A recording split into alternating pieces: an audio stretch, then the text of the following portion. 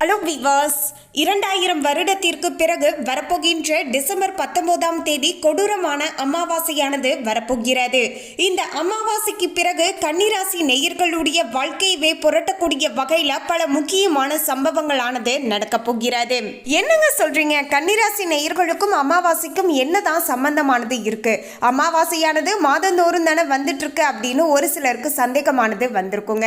ஜோதிட ரீதியாக பார்க்கும்போது அமாவாசை பிறகுல இருந்துதான் பல முக்கியமான கிரகங்களுடைய மாற்றங்கள் ஏற்படுகிறது. இந்த கிரக மாற்றங்களானது ஒவ்வொரு தனிப்பட்ட மனிதர்களுடைய வாழ்க்கையிலுமே தாக்கத்தை கொடுக்கக்கூடும். இந்த தாக்கமானது சில ராசிக்காரர்களுக்கு சாதகமாக இருக்கும், சிலருக்கு பாதகமான விளைவுகளையும் கொடுக்கலாம். அந்த வகையில தான் கன்னிராசி நேயர்களுக்கு இந்த அமாவாசைக்கு பிறகு எப்படியெல்லாம் அமைஞ்சிருக்கு, என்னென்ன மாற்றங்கள் எல்லாம் ஏற்பட போகுது என்பது குறித்து தான் நம்ம பார்க்க போறோங்க. ஏனென்றால் கன்னிராசி நேயர்களுடைய வாழ்க்கையில தொழில் சார்ந்த வாழ்க்கையும் சரிங்க, அவங்களுடைய தனிப்பட்ட வாழ்க்கையிலையும் சரிங்க, அவங்க நினைச்சது எதுவுமே நடக்காமல் இருந்து கொண்டு இருக்குங்க. இதோடு உடல் ஆரோக்கிய ரீதியாக ஏகப்பட்ட தொந்தரவுகளையும் பிரச்சனைகளையும் பார்த்தீங்கன்னா சந்தித்து கொண்டு இருக்காங்க அப்படின்னு சொல்லலாங்க. இப்படிப்பட்ட கன்னிராசி நேயர்களுக்கு இந்த அமாவாசைக்கு பிறகுல இருந்தாவது இதுல ஏதாவது மாற்றமானது ஏற்படுமா, தொழிலில் முன்னேற்றம் கிடைக்குமா என்பது குறித்த பல முக்கியமான தகவலை தான் இந்த வீடியோவில் நம்ம பார்க்க போகிறோங்க. அதோடு கன்னிராசி நேயர்களுக்கு இன்னொரு அதிர்ஷ்டகரமான வாய்ப்பானது கிடைச்சிருக்குங்க. ஆமாங்க, பொதுவாகவே நம்முடைய வாழ்க்கையில் நாம் சில பிரச்சனைகளை சந்திக்கிறோம் அப்படின்னா அது நாம் செய்த பாவங்களுக்கு ஏற்பதான் அந்த பிரச்சனைகளை நம்ம சந்தித்து கொண்டு இருக்கோங்க. அப்படிப்பட்ட பாவத்தை போக்கிக் கொள்வதற்கு ஏற்ற ஒரு நாளாக இந்த அமாவாசை நாளானது அமைய போகிறது. அதோடு பித்ரு தோஷத்தை போக்கி முன்னோர்களுடைய ஆசீர்வாதத்தையும் பெற்றுத்தரக்கூடிய ஒரு அருமையான நாளாகவும் அமைஞ்சிருக்குங்க. நீங்க செய்ய வேண்டியது எல்லாமே இரண்டு விஷயம் தாங்க. காகத்திற்கு இந்த ஒரே ஒரு சாதத்தை வச்சுட்டு வாங்க, இரவு நேரத்தில் ஒரே ஒரு விளக்கை ஏற்றி வச்சிடுங்க. இந்த 2 விஷயங்களை வெறும் 5 நிமிடத்திலேயே நீங்க செய்து முடித்து விடலாங்க. இந்த விஷயங்களை எப்படி முறைப்படி செய்யணும், எந்த நேரத்தில் செய்யணும் அப்படிங்கிற எல்லா விஷயத்தையும் நம்ம தெளிவாக பார்க்கலாம். கன்னிராசி நேயர்கள் இந்த வீடியோவை பார்க்கக்கூடியவங்க ஓம் நமோ நாராயணா போற்றி அப்படிங்கிற இந்த திருமந்திரத்தையும் கமெண்ட்ஸ்ல 3 முறை டைப் பண்ணிடுங்க. பெருமாளுடைய ஆசீர்வாதத்தால எல்லாமே உங்களுடைய வாழ்க்கையில நல்லதாகவே நடக்கக்கூடும். உடல் ஆரோக்கியத்துல முன்னேற்றமானது ஏற்படும், தொழிலில் வளர்ச்சி உண்டாகும். அதுக்கு முன்னாடி இன்னும் நம்ம சேனலை சப்ஸ்கிரைப் பண்ணலன்னா சப்ஸ்கிரைப் பண்ணிடுங்க. அப்படியே பக்கத்தில் இருக்கக்கூடிய பெல் ஐகானையும் ப்ரெஸ் பண்ணிடுங்க. வாங்க வீடியோக்குள்ள போகலாம். 19/12/2025 வரப்போகின்ற மங்களகரமான வெள்ளிக்கிழமை அன்று தான் அமாவாசை திதியானது வரப்போகிறது. இதன் பிறகுதான் ஜோதிட ரீதியாக பல முக்கியமான கிரகங்களுடைய மாற்றங்களும் ஏற்படுகிறது. இந்த கிரக மாற்றங்களை வைத்து தான் கன்னிராசி நேயர்களுடைய வாழ்க்கையில இனி வரப்போகின்ற நாட்கள் இதெல்லாம் நிச்சயமாக நடந்தே தீரும் என்றும் கணிக்கப்பட்டு இருக்கிறது. கன்னிராசி நேயர்களே, கன்னிராசி மற்றும் கன்னி லக்னத்தில் பிறந்து இருக்கக்கூடியவர்களுக்கு இனி வரப்போகின்ற நாட்கள் புதன் பகவான் தனஸ்தானாதிபதியாகவும் சுக்கிர பகவானோடு சேர்ந்து புதன் சுக்கிர யோகத்தோடும் பார்த்தீங்கன்னா இனி வரப்போகின்ற நாட்கள் உங்களுக்கு சாதகமாக அமைஞ்சிருக்கு அப்படின்னு சொல்லலாங்க. ஸோ இது மாதிரியான யோகத்தின் மூலமாக ஓரளவுக்கு உங்களுடைய வாழ்க்கையில் நல்லது நடக்க போகுதுங்க. ஸோ இந்த நேர காலத்தில் தான் கன்னிராசி நேயர்கள் விழிப்புணர்வுடன் நடந்துக்க வேண்டுங்க. ஏன்னா ரொம்ப நாட்களாகவே தொழிலையும் முன்னேற்றம் இல்லை, நான் எது நினைச்சாலுமே அது நடக்க மாட்டேங்குது அப்படின்னு விரக்தியில் இருந்து எதையுமே நீங்கள் முயற்சி பண்ணாமல் அப்படியே விட்டுறாதீங்க. ஸோ இனி வரப்போகின்ற நாட்களில் இந்த ஒரு யோகமானது உங்களுக்கு சாதகமாக இருக்கின்ற நிலையில நீங்களுமே உங்க சைட்ல இருந்து முயற்சிகள் போடும்போது அதற்கேற்ப அதீதமான நல்ல பலன்களை பெற்றுக்கொள்ளக்கூடிய ஒரு அருமையான காலகட்டமாக கன்னிராசி நேயர்களுக்கு அமைஞ்சிருக்குங்க. ஸோ உங்களுடைய ஃப்ரெண்ட்ஸ் அண்ட் ஃபேமிலியில யாராவது கன்னிராசி நேயர்கள் இருந்தா அவங்களுக்கு இந்த வீடியோவை மறக்காம ஷேர் பண்ணுங்க. ஏன்னா அவங்களுடைய குடும்ப வாழ்க்கையும் சரிங்க, தனிப்பட்ட தொழில் சார்ந்த வாழ்க்கையிலையும் சரிங்க, ஏகப்பட்ட பிரச்சனைகளை பார்த்துட்டு இருக்காங்க. ஸோ அப்படிப்பட்டவங்களுக்கு இந்த ஒரு விஷயமானது நற்செய்தியாக அமைவதோடு மட்டுமல்லாமல் இனி வரப்போகின்ற நாட்கள் அவங்களுடைய சைட்ல இருந்து உழைப்ப போடும்போது அதற்கேற்ப நல்ல ஒரு பிரதிபலனை பெற்றுக்கொள்ளக்கூடிய ஒரு அருமையான காலகட்டமாகவும் அமைய கொடுங்க. ஸோ மறக்காம பார்த்தீங்கன்னா இந்த தகவலை அவங்க கிட்ட ஷேர் பண்ணிடுங்க. நீங்க எதிர்பார்த்த அளவுக்கு பார்த்தீங்கன்னா பண வரவானது இனி வரப்போகின்ற நாட்கள்ல உண்டாக போகிறது. எந்த விஷயத்தை நடத்தி காட்ட வேண்டுமோ, ஜெயித்து காட்ட வேண்டுமோ அந்த விஷயங்கள் எல்லாமே நிறைவேறக்கூடிய ஒரு அற்புதமான காலகட்டமாகவே அமைஞ்சிருக்கு அப்படின்னு சொல்லலாம். அடையலாங்க. ரொம்ப நாட்களாகவே பார்த்தீங்கன்னா இந்த விஷயங்கள் செய்து முடிச்சிடணும் அப்படின்னு சொல்லிட்டு அதற்காக நிறைய விஷயங்கள் நீங்கள் ஒர்க் அவுட் பண்ணுவீங்க. ஆனால் பெருசாக அதில் உங்களுக்கான பிரதிபலனானது கிடைக்காம இருந்திருக்குங்க. ஸோ ஒரு கட்டத்துக்கு மேலே அந்த விஷயத்தை நீங்கள் அப்படியே ட்ரா பண்ணிடுவீங்க.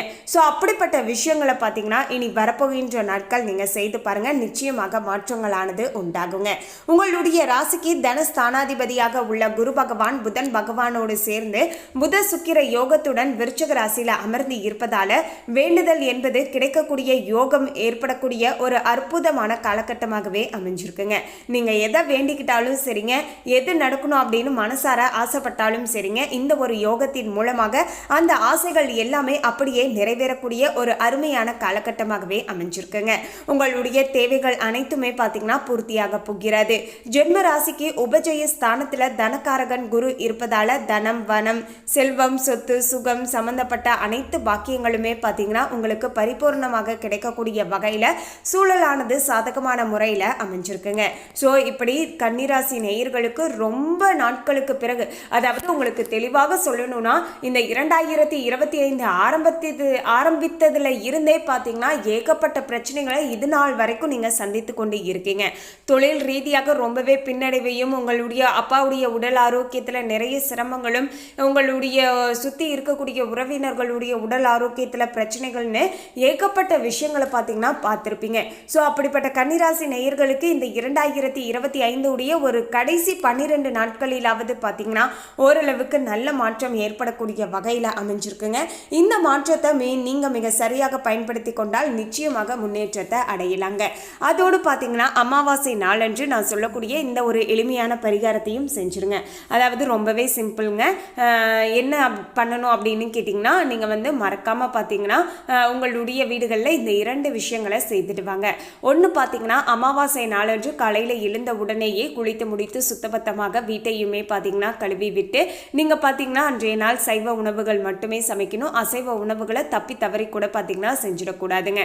அதனை தொடர்ந்து பார்த்தீங்கன்னா நீங்கள் உங்கள் வீட்டில் இறந்து போன முன்னோர்களுடைய படம் இருந்தால் அதை எடுத்து வைத்து தொடச்சி நீங்கள் மஞ்சள் குங்குமம் எல்லாமே வச்சுட்டு மாலை கட்டி அணிவிச்சுட்டு அவங்களுக்கு முன்பாக ஒரே ஒரு விளக்கை ஏற்றி வைத்துட்டு நீங்கள் எச்சுப்படாமல் சுடு சாதத்தை சமைச்சு அதில் நீங்கள் கருப்பு எள்ளை கலந்து அதை நீங்கள் காகத்திற்கு வச்சுட்டு வர வேண்டுங்க. ஒரு கிளாஸ் தண்ணீரும் கருப்பு எள்ளு கலந்த சாதத்தையும் காகத்திற்கு வச்சதுக்கு அப்புறமேட்டு உங்கள் வீட்டில் இருக்கக்கூடிய அனைவருமே பார்த்தீங்கன்னா அன்றைய தினத்தில் சமைத்த சாதத்தை நீங்கள் தாராளமாக உண்ணலாங்க.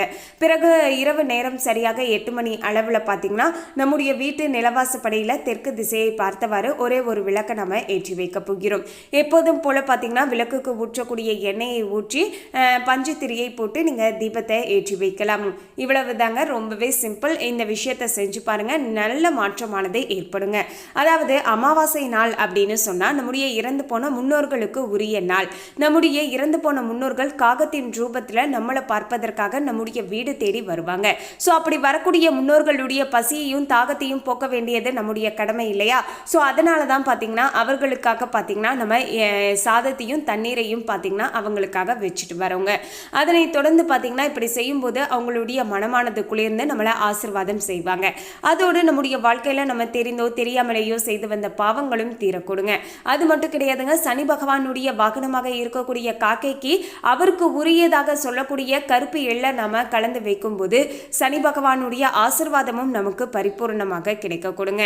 ஸோ இது மாதிரியான பல நல்ல விஷயங்களானது இந்த காகத்திற்கு சாதம் வைப்பதால நம்முடைய வாழ்க்கையில நடக்க கொடுங்க. அதனை தொடர்ந்து பார்த்தீங்கன்னா இன்றைய நாள் நம்மளை பார்ப்பதற்காக யமலோகத்தில் இருந்து பூலோகத்திற்கு நம்முடைய இறந்து போன முன்னோர்கள் வந்திருந்தாங்க இல்லையா, அவங்க மீண்டும் பார்த்தீங்கன்னா இன்றைய நாள் இரவு யமலோகத்திற்கு செல்வாங்க. ஸோ அப்படி செல்லக்கூடியவர்களுக்கு வெளிச்சத்தை ஏற்படுத்தி தரக்கூடிய வகையிலையும் தான் நம்முடைய வீட்டு நிலவாசப்படியில் பார்த்தீங்கன்னா நாம ஒரு விளக்கையும் ஏற்றி வைக்க சொல்றோங்க. இவ்வளவுதாங்க சிம்பிள். இந்த விஷயங்களை செஞ்சு பாருங்க, நல்ல மாற்றங்கள் ஏற்படுவதை நீங்க கண்கூடாக பார்த்தீங்கன்னா உணரலாம் அப்படின்னு சொல்லலாங்க. மேலும் ஜோதிட ரீதியாக பார்க்கும்போது கன்னிராசி நேயர்களுக்கு உங்களுக்கு சேரக்கூடிய செல்வம் புகழ் அனைத்துமே நேர்மையான வகையில் கிடைக்கக்கூடிய ஒரு அமைப்பாகவே அமைஞ்சிருக்குங்க. ரொம்ப நாட்களாகவே பல முயற்சிகளை நீங்கள் செஞ்சுருக்கலாம். ஆனால் அந்த முயற்சிகளுக்கு ஏற்ப நல்ல ஒரு பிரதிபலனானது கிடைக்காமலும் இருந்திருக்குங்க. ஆனால் இனி வரப்போகின்ற நாட்களில் நிலைமையானது மாறப்போகுதுங்க. நீங்கள் நினைச்சது எல்லாமே உங்களுக்கு நடக்கக்கூடிய வகையிலேயும் சூழலானது அமைஞ்சிருக்குங்க. கடந்த காலங்களில் முயற்சி செய்த விஷயங்கள், எதிர்பார்த்த விஷயங்கள் எல்லாமே நேர்மையாக நடந்தேறக்கூடிய ஒரு அற்புதமான மாதமாக இனி அமைய போகிறது. போகிறது. ஜென்ம ராசிக்கு 6ஆம் இடத்துல ராகு பகவான் இருப்பதால லட்சுமி ஸ்தானமாக அமைகின்றது. அதனால குபேர சம்பத்துக்கள் கிடைக்கும், குதூகலமாக இருப்பீர்கள் அப்படின்னு சொல்லலாங்க. பணம் தொடர்பாக இருந்து வந்த பிரச்சனைகள் எல்லாமே நீங்க போகுது அப்படின்னு சொல்லலாம். அதோடு பிரிந்து சென்றவர்கள் குடும்பத்துடன் சேரக்கூடிய அமைப்புமே இருக்குங்க. கடந்த காலங்களில் பார்த்தீங்கன்னா மனஸ்தாபத்தின் மூலமாக குடும்பங்களில் பேசப்பட்ட வார்த்தைகளின் மூலமாகவும் பார்த்தீங்கன்னா ஏகப்பட்ட பிரச்சனைகளானது வந்திருக்குங்க. அது எல்லாமே சரியாகக்கூடிய ஒரு காலகட்டமாகவே இருக்குங்க. 9 கிரகங்களில் 5 கிரகங்கள் நல்ல நிலையில் இருப்பதால் 5 கிரகங்களின் மூலமாக 5 விதமான நன்மைகள் கிடைக்கக்கூடிய வகையில் இனி வரப்போகின்ற நாட்கள் உங்களுக்கு சாதகமாக அமைஞ்சிருக்கு அப்படின்னு சொல்லலாங்க. ஸோ இனி வரப்போகின்ற இந்த ஒரு அருமையான வாய்ப்பை பார்த்தீங்கன்னா கை நழுவ விட்டுறாதீங்க. சரியாக பயன்படுத்திக்கோங்க. ஒன்றும் கிடையாதுங்க. உங்களுடைய சைடில் இருந்து எப்போதும் போல கடினமாக உழைங்க. அந்த உழைப்புக்கு ஏற்ப அதீதமான நல்ல பலன்கள் கிடைக்கக்கூடிய ஒரு அற்புதமான காலகட்டமாகவே அமைஞ்சிருக்குங்க. மேலும் கன்னிராசினருக்கு நன்மைகள் தடையில்லாமல் இருப்பதற்கு குலதெய்வ வழிபாடு செய்து கொள்வது மிக மிக நல்லது அப்படின்னு சொல்லலாங்க. முடிஞ்சா அமாவாசை நாளன்று பார்த்தீங்கன்னா உங்களுடைய முன்னோர்களை வழிபாடு செய்ததுக்கு அப்புறமேட்டு நீங்கள் உங்களுடைய குலதெய்வ கோவிலுக்கு போயிட்டு வாங்க. குலதெய்வ கோவிலுக்கு போயிட்டு வருவதன் மூலமாக நல்ல மாற்றங்களானது உங்களுடைய வாழ்க்கையில் ஏற்படக்கூடும். அதுக்கு முன்னாடி இன்னும் நம்ம சேனலை சப்ஸ்கிரைப் பண்ணலன்னா சப்ஸ்கிரைப் பண்ணிடுங்க. அப்படியே பக்கத்தில் இருக்கக்கூடிய பெல் ஐகானையும் ப்ரெஸ் பண்ணிடுங்க. வாங்க வீடியோக்குள்ளே போகலாம்.